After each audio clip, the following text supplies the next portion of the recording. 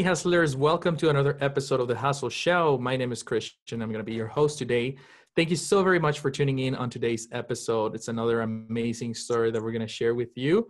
And remember that everything that we talk about, all the show notes and everything will be available at thehustleshow.co. And if you haven't done it yet, I want you to hit that subscribe button right now, whether you are watching this in our YouTube channel or you are listening on our podcast audio experience. Either or, just hit the subscribe button right now. It's going to mean the world to me. We're super thrilled and excited for today's guest because it's another amazing story. You know, those stories of hustlers that we love to share and that we're constantly looking out for. So today is no different. We're having Ash from ashsaidit.com, and she's going to talk about how her life took her from job to job, starting her dream company, doing what she loves the most. And she's just a true caregiver, and she's been featured all over the media and now hosts a podcast with nearly 500,000 downloads. So I'm super excited, Ash. Welcome to the show. Well, thank you so much, Krishna. I appreciate you extending an invitation to me as, just visiting and being a part of your program today. So thank you so much. Yeah, no, it's a real pleasure to have you here. I was reading your story and it was quite fascinating because you have one of those stories that I thought we had to share. You don't have the typical, entrepreneur story where you're just trying to make money or had that aha moment that's like, oh, this is going to be $1 million idea. So guide us through it. What happened? Well, basically, I graduated from school and I was so excited. I was a communications major and I was like, you know what? I'm going to go back to the city. I'm going to go back to Atlanta and I'm going to get a job at one of these big stations and everything's going to be great. Everything's going to be wonderful. I had my degree under my belt. I had this internship. I had all this experience. And then I got home. I faxed my resume every day for about 7-8 months straight to all the major stations, heard nothing. Sometimes hearing nothing is worse than hearing a no, because nothing, you're like, okay, did they get it? Did they not get it? Did they not like me? You're going through all these different definitions if you just hear absolute silence. So I started to go a different route and I started calling them up every day. I was calling up all the major stations, seeing if I could get in contact with the program directors. And I finally got one, Reggie Rouse for CBS Radio in Atlanta. And I explained to him who I was. And first thing he said was, okay, I know who you are. Please stop faxing your resume to us. I was like, okay, that's going to be an awesome icebreaker. Yeah, that's going to be wonderful. And so then I just went on and told him, I was like, look, I'm really passionate about radio and broadcast. I've got this experience under my belt. I worked under the program director in Columbus. I want to come to Atlanta. I will work for free. I just want to be in the midst of it and really understand what it is to work in a different market. And he said, no. Wow. He said, no, he was like, no, you're coming from a different market, a smaller market. You're not going to be able to catch on and latch on to what Atlanta is. Atlanta's a different beast. Now, Columbus is an hour and a half away from Atlanta, Georgia. All right. It's not like, oh, I was in Zimbabwe somewhere, or I was, right. on, the edge of the earth. Or I was like, wow, an hour and a half down the street, and you say no. So, like everyone else, I've got student loans on my back. I got to pay that stuff back. So I took every retail gig that you can think of. I worked food service. I worked in a haunted house one season. That was so much fun. That sounds like fun. It was scaring the bones off of people, like coming out of floorboards, stepping out of walls. It was so much fun. That was the most fun I've ever had at a gig ever. And what else happened? An online company had reached out to me and they're like, hey, we saw your resume. We saw that, what you're capable of. We can offer you to use our platform. We can't pay you, but it's something that you can use to build your skills and build an audience and figure out what it is that you want to do. So I was like, I'm not doing anything else other than this other stuff. I might as well. So I was with that company for about 4 years. In that midst, I was working for Delta Airlines. I worked at Macy's, and I got a job at the courthouse out here. And I was still doing the online stuff pretty much when I had free time. I was working full time to try to pay off all these loans. That was the major goal. And basically the person that was owning the company, they got an offer. They got an offer to get bought out by a foreign company or whatever. and they decided to pass on $2.5 million on a company that wasn't probably worth $100,000. Wow. And that was a turning point for me, because I was like, well, what have I been, working hard for the last 4 years with this company and basically putting it on my back? There's people to this day that still ask me about that company because they thought that I was representing it so well. They thought it was my company. They thought that I had created this brand because I would carry it on my back. And when that happened, I kind of took that as like God was telling me, look, this is not for you. Maybe you're not supposed to be dealing with this media stuff. Maybe this is just not even, what you're supposed to be in. And I decided to just put that stuff on the shelf. I had a pretty successful podcast show where I was promoting independent artists from around the globe, hip hop, R&B, country, rock, soul music, all these wonderful acts that you'd never heard of, but just because of they're indie, they're not signed to a label. And I had proposals on the table. I had all these different plans where I didn't know that it was going to be $2.5 million, but I knew that there was going to be money in the works for me to help these artists get that exposure and to get that publicity. And so when that fell through, it was a very sad time for me. I was very depressed on multiple levels, as you can imagine. And the only thing good that came out of that was I paid off all of my student debt. And that was the main goal. That was my main thing that I wanted to reach, because I did not want my debt to follow me into my elderly years and be a senior, struggling to pay off student loans. So I Right. took that stuff off, and my mom turned to me and she's like, look, I need help with your sister and your granddad. They both have health challenges. I need you to basically step in as full-time caregiver. And I was like, well, it is quite the pay cut, but, we love our families, and we also want to take care of our families, especially if you've got family that have been good to you your entire existence. Of course, why wouldn't you step in and help your family? So I was able to quit my job, and I turned into full-time caregiver, specialties visits, hospital stays, everything. I was doing that around the clock for my family. And in 2011, my granddad passed, and my sister still had a whole bunch of complications due to lupus, and my mom turned ill. So I'm again taking care of another set of family members, and really I lost myself in the mix. Somewhere along the line I lost myself. When I was working at the courthouse, I'd gained well over 200 something pounds. I was nearly 300 pounds. And I Wow. wasn't working out, I wasn't exercising, I wasn't eating right, I wasn't drinking water, I wasn't eating fresh fruits and vegetables. So when you're sitting up eating nothing but fast food all the time, you're gonna blow up in the biggest way possible. And that's totally what happened to me. And so I remember, in the midst of taking care of everyone, looking at myself and like, well, what is Ash? And who is Ash supposed to be? And what is her story? And I was like, you know what? I need to get my shit together. I need to get my shit together. And I got disciplined. I lost 97 pounds and I Wow. joined the Army. Good for you. Yes, thanks. that was quite the turntable on that. But yeah, so I felt really good and really motivated in what I was doing. I didn't know what the future was gonna hold for me. I didn't know what I was gonna do, but I was like, you know what? I've always wanted to give back to my country. So joined the Army, went off to basic training December 30th. December 31st, mom passed away. Oh man.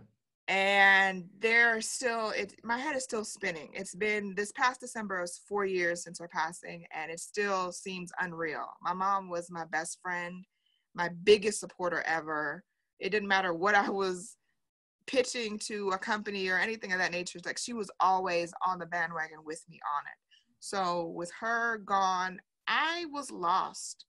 For the first time in my life, I just really, I didn't know if I was coming or going. So most of 2014, I spent doing really bad business deals, deals in which I was not paid or compensated for, because I wanted to distract myself from my grief. That's really what it came down to. There's no ifs, ands, or buts about it. I didn't want to deal with my grief, so I was doing all these things for all these people, and I didn't realize that these people were using me. And I remember I was at like a crossroad again, and it was like God was telling me, look, I got something really big for you. I got something huge that is only specifically for you. All right. All these negative people, all these craziness that's going on around you, this blessing is not for them. This blessing is specifically for you. I was like, okay, God, well, what do you want me to do? I need you to get away from all these people. God was like, clear house, get away from all the craziness. And I was like, okay, I'll get away from the craziest. Now what? And it just kind of came to me. I went to a friend's wedding, and it was a beautiful ceremony, gorgeous bride. It was just a really sweet ceremony. We go to the reception, and the MC doesn't show up. So the bride is hysterical. She is like, mascara, everything is running. She's looking crazy. We're trying to calm her down. And she turns to me and she's like, Ash, could you host the reception for me? And I'm like, girl, are you crazy? That wasn't the agreement. You invited me to come and enjoy the festivities with you. I wasn't planning on being a part of the doggone wedding. But, she was, that was my girl. And I decided to do it. And I just kind of took to it. And it really, you wouldn't have been able to tell that I wasn't a part of the original plan. And so I was like, maybe this is something I can, this might be something I can deal with. I might be able to work this out. And so I got a few referrals from that gig. And so I kind of travel from that. It's crazy because it's like, that's crazy. You're like, I could not have planned that. There's no way in the world that I could have planned for something like that to happen. And so I got several referrals from that, and the brand started to grow. And I was like, okay, I need a name. I don't know what this name is going to be. It's got to be something to represent me. It's got to be something about that says what I do, but it's got to be quick. It can't be, Ash says something wonderful in life and motivates people on a daily basis. You have to come up with something that is concise, it's cute, it's punchy, and it's just all me. And so I was playing around with words and phrases for like weeks. And I was like, Ash says it. And I was like, no, Ash said it. Ash said it. And that's what Ash said. I said it, so that's law. That's it. I said it, that's it. Done deal. Nice. And so that's how the name of the company came about. And from there, it just continued to grow. I had brands that reached out to me and wanted to just give me free products. I was like, whoa, why? Why are you trying to give me free stuff? I'm not gonna, decline, but I just wanted to know why are you giving me free stuff? And they're like, hey, we want your opinion on this. This is a brand new product. We want your opinion on it. And I was like, okay. And they're like, yeah, could you write about it on your blog? And I was like, well, I don't have a blog. I don't really write. And they were like, no, but please, if you like the product, write about it for us and put it up on your blog. So I was like, okay. So as I'm creating my website, I was like, okay, I got to have a blog feature now, which is pretty weird. But I started doing write-ups for companies from that. And I started just, to post about it. Got a lot of referrals from that. I was like, okay, wow, this is turning into something. Okay. And then a friend of mine had suggested that I join Spreaker. And Spreaker, if you guys are not familiar, Spreaker is a podcast medium or platform, really, that you can create your own audio shows. And they were like, start a Spreaker, you're really good on podcasts or whatever. And I was like, I don't know, because I don't want to do the indie stuff anymore. I was like, I think I'm kind of beyond pushing and promoting independent music. I loved it, but I think that I kind of plateaued with it. And she's like, no, it could be whatever you want. It could be whatever you want it to be. I was like, whatever I want it to be. I was like, okay.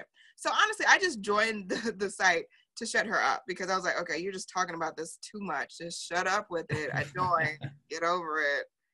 And so I joined, and every morning as I would start to get up and get my day started and try to exercise and get into that right mind space, I would just talk to myself literally. And I started off just pumping myself up just so I would, get into the mind space of exercising, getting into good health, and pumping myself up every morning. But it wasn't every morning. It was like periodically when I would remember it, once a week, once every 2 weeks, maybe even once a month. And I would do it and I wouldn't really pay attention to it. Well, I started to get downloads. I was like, okay, that's real cute, whatever. And then they had an option for you to apply to be on iHeartRadio. And I was like, yeah, I'll apply to be on iHeartRadio. Yeah, that's going to work. And then like a year later, iHeartRadio approved me and they put me on their stream. And I was like, oh, snap. I got to pay attention. I got to, there's really a lot of eyes watching now. So I really got to be on my game. So I started to get a lot more structured with the show and really started planning out episodes, having guests come on, talking to pretty much anybody. And it's turned into one of the biggest additions to my world.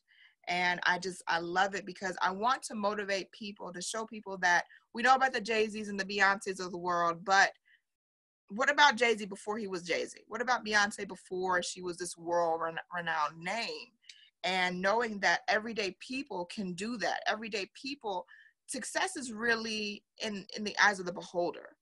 And just because someone is hard off on times doesn't mean that life is going to be impossible for you. Just because you're dealing with tragedy, you're dealing with issues, you're dealing with family problems, you can still surpass and be successful in life.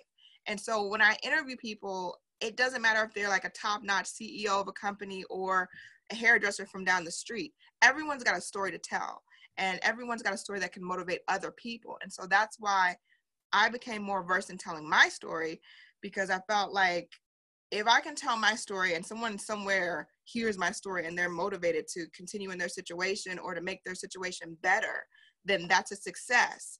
It's not your story just to be your story. Don't say, oh, well, it's just my story, I'm just nobody, or what. No, your story is important, and your story is something that is set to motivate other people.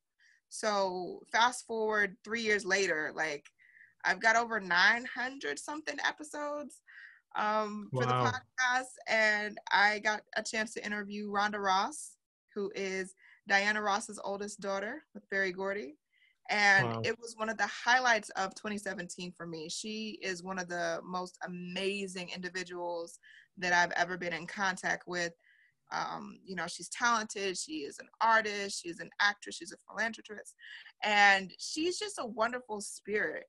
And it's just like, wow, I'm talking to Diana Ross's daughter. And all this came from me really just trying to dare. Wow. What a fascinating story. I mean, talk about, go with the flow.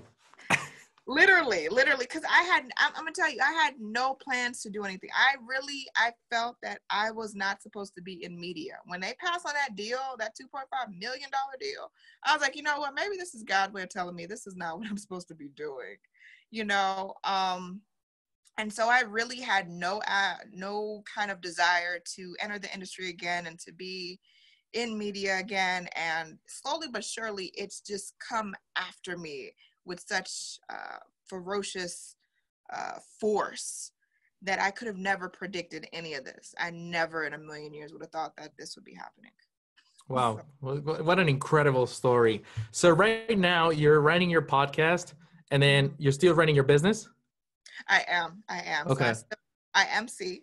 So people Okay. hire me to do wedding specialty events. I'm also a social media consultant. So I look at people's social medias. I tell them where they can improve and how they can improve different things for their social platforms. A little bit of everything. I do a little bit of party planning here and there. The blogging is still up and moving, of course. And it's just about enjoying life and being in a good space. It Right. takes a lot. I think 2014 was a year of reflection for me, and understanding that you know what's best for you. People are always going to step in and tell you, oh, what you need to do, you're good with this, or you're good with that, or I believe that this is for you. No, you know in your heart and soul what you need to do. Focus on that. Right. There was some advice that I could give myself back in 2014. It was get away from all the noise. I had so much noise around me that I had no time to really think. And I had no time to really focus on what Ash wanted to do. I was doing everything for everyone else. I don't have any kids. I'm not married. I'm picking up kids from ballet practice and taking them to soccer. What? Ash, really?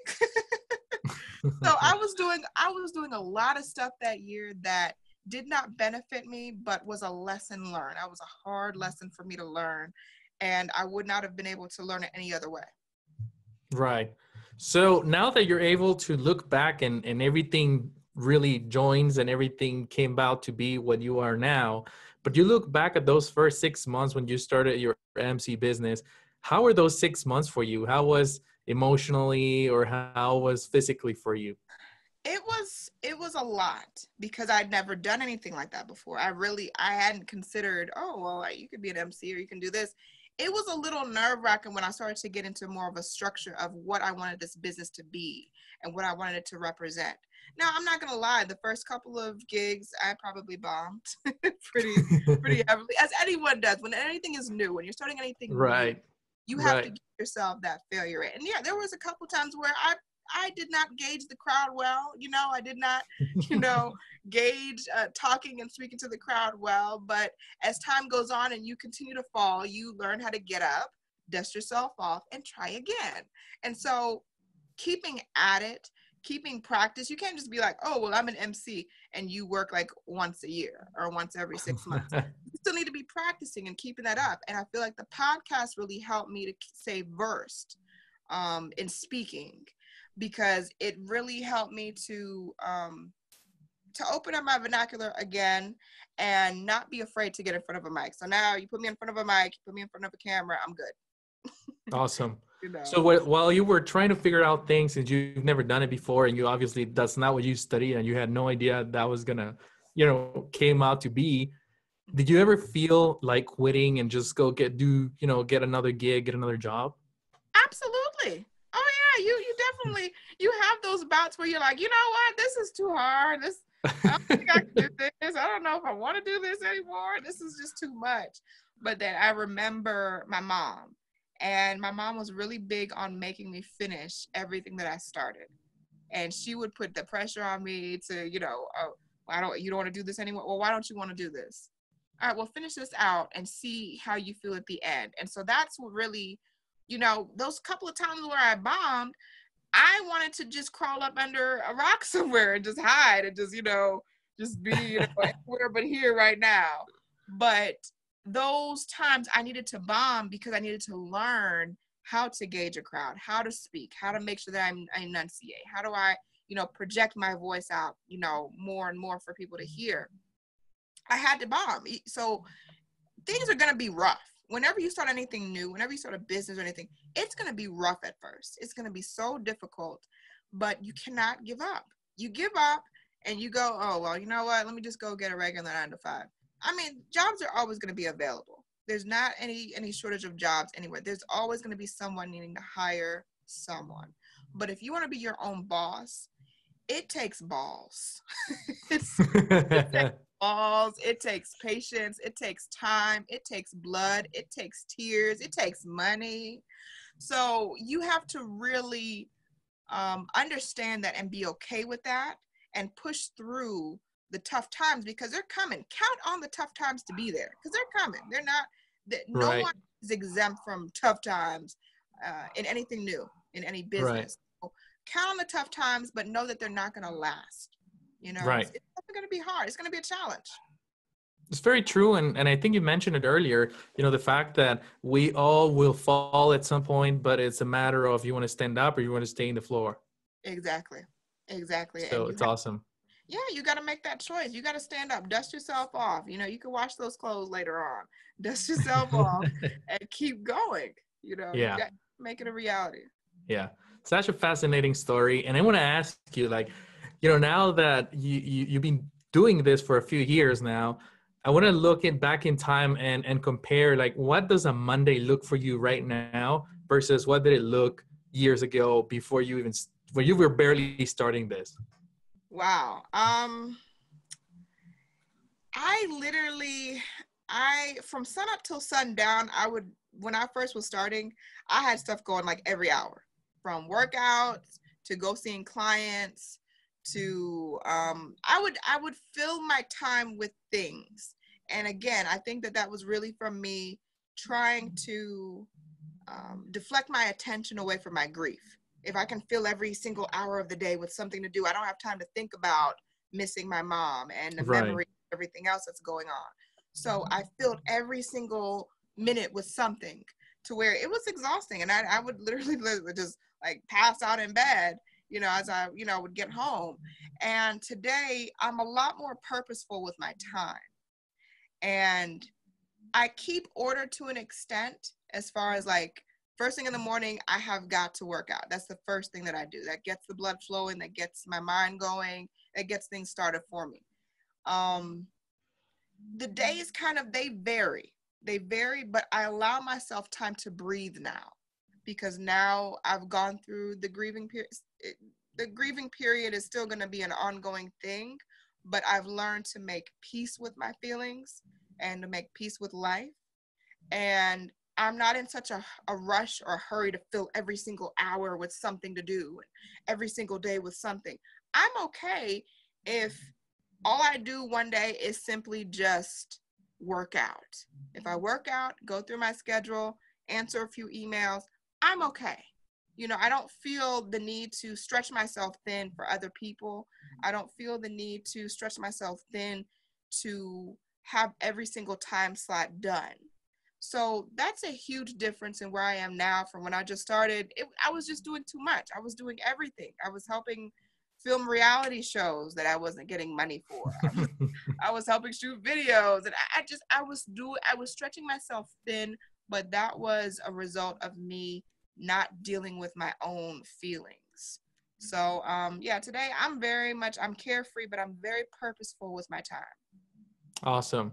And I mean, you know, now that you nail it down, you got your priorities set and straight and everything's going better, what do you think is the thing that you love the most out of your lifestyle and the life that you have right now? I like just being me. That makes any sense. I like being me. I like just standing in my purpose. I like just doing what I want to do, be it that I'm the boss, my name is on the line. So I'm very particular with everything of how the brand is promoted, or if I partner with other brands, who they are, what they're involved in, because essentially when you partner with another brand, you guys are both going to shadow each other. So you have to make sure that these are people that are serious about what they do, like yourself. You know, I don't partner with everybody. I do get a lot of requests to do interviews and podcasts. I don't do that with every single person that asks me to be a part of the show. If I look at your work and I'm like, okay, they're serious about what they're doing, that's someone that I could partner with. But yeah, that would definitely be number one for me, is just really enjoying life, doing what I want, and just being me. Like, I don't have to like look at a script and, oh, well, what am I gonna say now, or what? No, I'm just being my authentic self. Some people love it, some people hate it. I really don't give a damn anymore. So Awesome. I'm just living life. Yeah, for sure. Is there anything that you don't like that you would change or that you're working on it? There's a lot that I'm working on. There's a lot that I'm working on, and you know, things will be revealed in due time. Awesome. So, we'll see. Yeah. Probably a new story that we'll have to hear later on. Yeah. Stay tuned. Stay tuned. That's awesome. So, I mean, it looks like you come a long way, and I want, you know, everybody that is listening to us, we're trying to inspire and motivate here. Yeah. But I want to, you know, personally hear, what do you think is your secret to the success that you had so far? Listening to myself, believing in myself, and executing. Those have been the most powerful things ever. When I was in that state of fog, and I was listening to all these people saying what you should do, where you should be, what you should be doing, and whatever, I was not focused on Ashley. I was not focused on what I wanted to do. And the minute that I started to, really, I would say my mom, she was my biggest supporter, my biggest cheerleader. She believed in everything that I did. It didn't matter if I was like just doing some real ratchet stuff, like, shit, that's my baby. That's my baby gonna do that stuff, you know? And she believed in me more than I believed in myself. And that is a dangerous place for any one person to be. Just because when someone believes in you so much and then that person's gone, well, who do you have to believe in you now? Since that person believed all the world and beyond of you, it takes you believing in yourself and in your talent before anything can move forward, before you can elevate to the next level. So me believing in myself that I was capable of doing these things that I really wasn't too familiar with and I really hadn't done before, that was powerful. And then on top of that, planning and executing. that was another key point in it. Is like, you have to plan, you have to put it down on paper. I create vision boards like all the time, like everywhere. My room is like, full of all these little papers and sticky notes and all these different things, because I am always planning and executing. Like, I have one vision board where I was able to check off nearly everything on that list. Last year was one of my biggest years yet, to where I was on Lifetime. I was on Food Network. I was on 11 Alive, a local affiliate, CW69, and Stars, all in the same year, and these are different things. Some of them were extra spots. Some of them were speaking spots. And so I had all that stuff on my vision board. And I was like, oh, wow, that's pretty powerful. That's pretty powerful to have that stuff written down.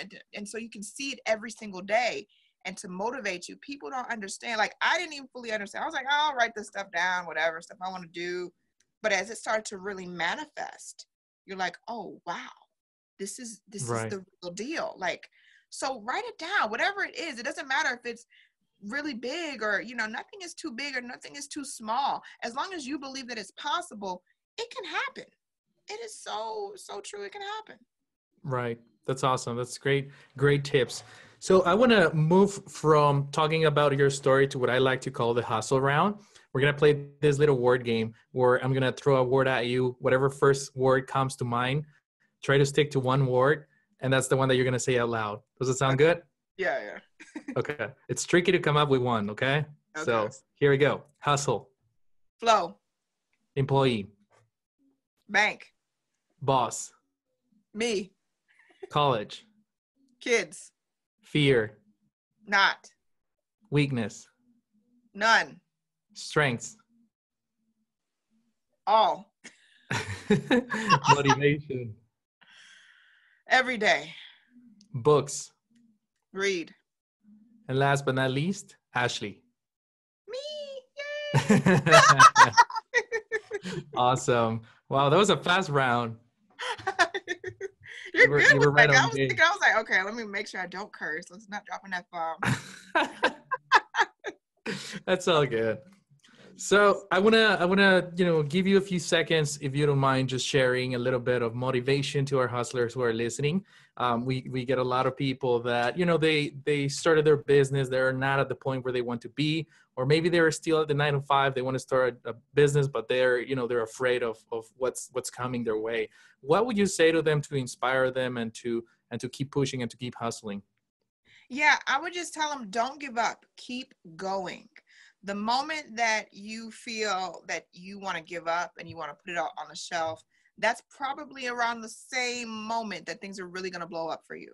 So keep going. Even if you don't feel like there's progress, even if you don't see progress, know that there's progress that's going on. And the more that you push forward, the better it'll be. Stay away from negative-minded people. That is a huge. I wish I had told myself that in 2014, because I would have totally been away from all of those negative spirits. People that I told different ideas to, and every time I would tell them an idea, they would shoot it down immediately. Oh, that's never going to work. That's stupid. That's a dumb idea. And I wish that I wrote down some of that stuff, because that's some of that stuff probably was gold, but because I wasn't in the right mind space, I allowed other people to dictate where I went mentally and where I could go with my career. So be very careful about the energy that you keep around you, the people that you keep around you. If there's a person around you right now that every time you tell them something, they're negative, maybe you don't share everything with that person. Maybe you don't give them that power over you. And it could be a loved one. It could be a mother. It could be a father. Let your success make all the noise. Let your success make all the noise that it's going to make for you. And don't be focused on what other people have to say, because people are always going to have an opinion. They're never not going to have an opinion. Everyone's going to have something to say all the time. But as long as you're living your truth and you're doing what you want to do, screw what anyone else has to say. Yeah. That reminds me of a lot of people, but that would be a conversation for another day. All right. So how can people connect with you? How can they follow up what you're doing and check out everything out what you're about? Yeah, everybody can check me out on ashsaidit.com. That is ashsaidit.com. You can email me info@ashsaidit.com. That is info@ashsaidit.com. You can follow me on social media, across social media, at OneLoveAsh, the number 1, Love Ash. Also 1-800-274-4936. And Christian, thank you so much for allowing me to be on your platform today to talk to people. Yes, no, it was a lot of fun. It was yes, a very cool episode. And to everybody that is listening, I'll make sure that we link everything on the show notes at thehustleshow.co so that they can be a click away with connecting with you. So thank you so very much for taking the time to talk to us. It was a true inspiring story, and definitely, go with the flow. I think is going to be the name of this episode for sure. So I wish you nothing but success, and hopefully we stay in touch. Definitely. Thank you so much, Christian. Guys, thanks so much for tuning in to the Hustle Show audio experience. I hope you enjoyed today's episode. And even if you didn't, make sure you subscribe to the podcast right now. It's still free. Visit thehustleshow.co for all the show notes and to watch the video experience of this episode. We'll see you soon.